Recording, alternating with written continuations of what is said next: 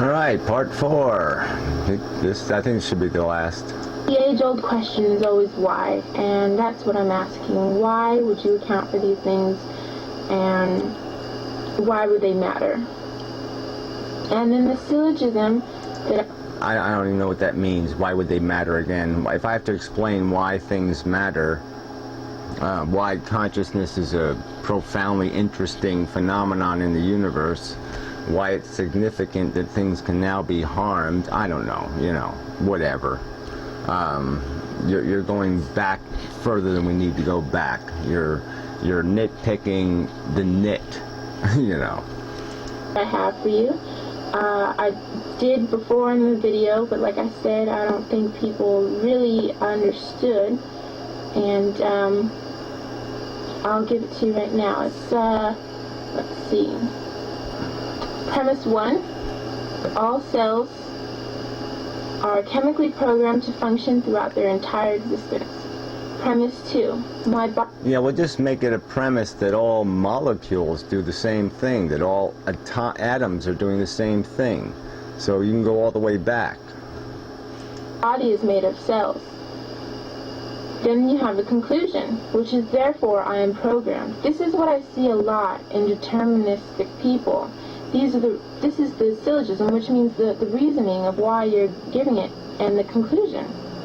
But the hidden premise, which is something that is the basic wrench in the situation thrown in there, it's the hidden premise, which is I am myself.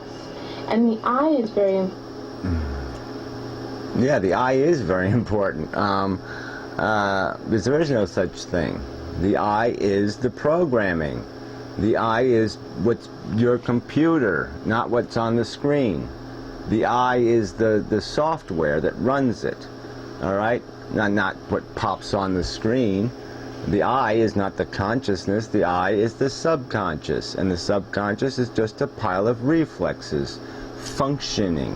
They're not making choices. They're just deterministically waiting. One is more massive by how the brain weighs, prioritizes. But the conclusion is already written because they have a weight, because they have a reality, because they have a capacity, and it will merely be decided which one is a better idea, a heavier idea, or a lighter idea, or whatever, however it decides what trains of thought will possess your consciousness. But yeah, that's the I is back there. Important because it represents consciousness. So if you could really just answer all those questions that I gave you and use a syllogism as... Yeah, again, a syllogism. I don't understand what you want me to say about the syllogism. It doesn't, there's no underlying premise or anything else. It's just a fucking fact. It's a materialistic universe run by cause and effect. Physical forces, things don't get to escape that phenomenon, that reality. So every little particle is on a course, and that's what makes us deterministic, because our brains are made up of that matter.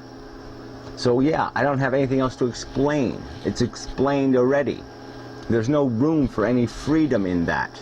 There's no doing anything else. All right, it's a built machine. Everything will be A-okay, and we'll have some things to talk about. But other than that, I hope you're doing well, and I'll see you next time. Okay. Yeah, well, it didn't seem as bad a video listening to it and doing these responses, but what you said, like I said, what you said in the other video, I'll play the little clip of the other one, because I think that was really rude. The reply to Chris, so we'll run that one. And if you are, then I can just give a good presumption for argument's sake that you believe we're programmed and there's nothing we can do about how we act, what we say, who we are. And if this is so, then surely you have no purpose, and purpose would require a goal. The goal of nature, or genes, is to reproduce, just as amendum and other determinists have proclaimed. So, well, first it's got to consume to do the reproducing, and the goal is to survive into the future, yes.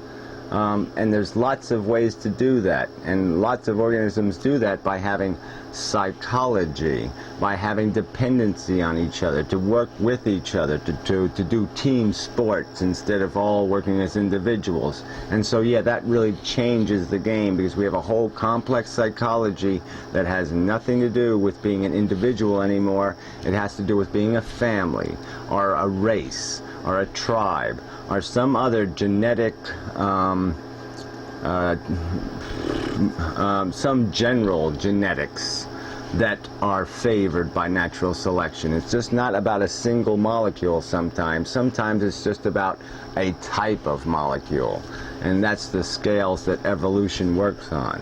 So we have a capacity to do things that might be against our own personal genetics, but they would be for the substance of our genetics, and so therefore natural sex selection will favor it, because we tend to protect the 90% that is similar rather than the 10% that might be unique.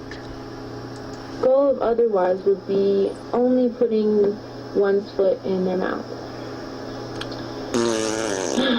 And yeah, well, your non-argument does that. Improve.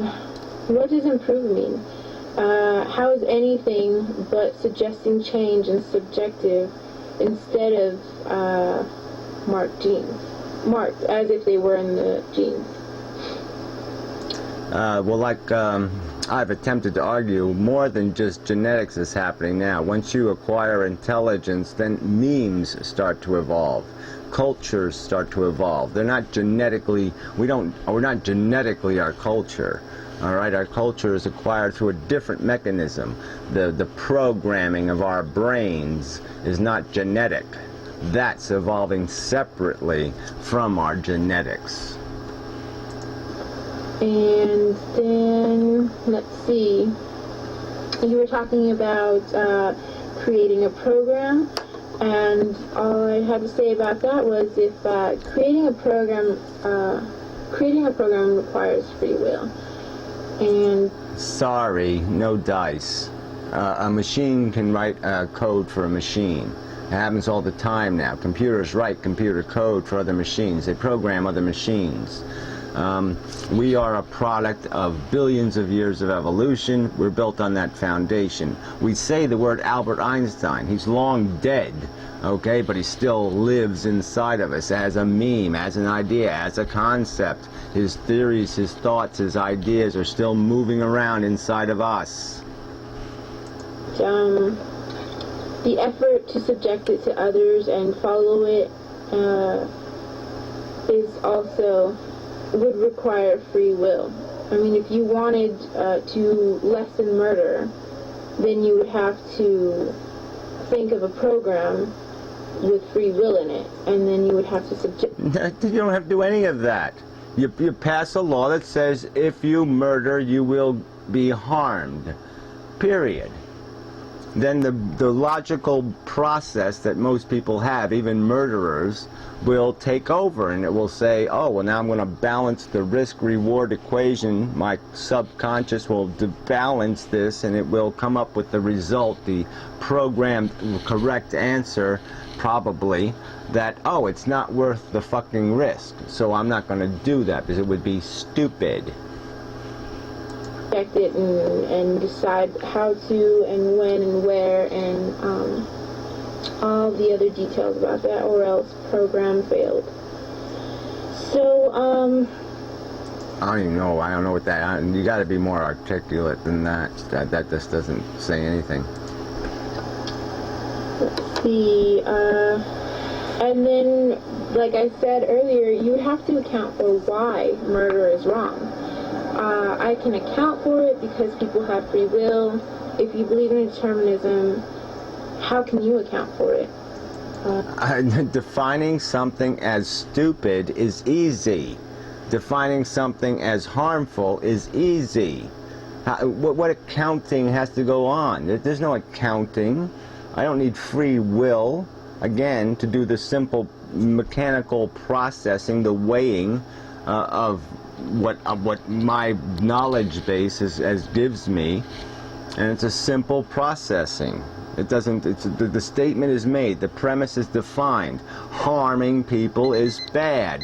There. Once you've established the premise inside the programming, it's an obvious fucking equation. Alright, I think we're out of time. Why is it important? I've asked this to Amanda, and he hasn't answered yet, but hopefully he will. But as of now, the question lies in both your hands, and I'm just, Again, that's just bullshit. I've answered this, yeah. Why is it important? Because we can be harmed. Because we're feeling organisms. We can be harmed. We can endure unpleasantness. So we must create barriers to unpleasantness being endured. We must change the memes, the mindset, the programming of the human environment to make it, to diminish the harm done to people. That's what we are compelled by logic, deterministic logic, to do.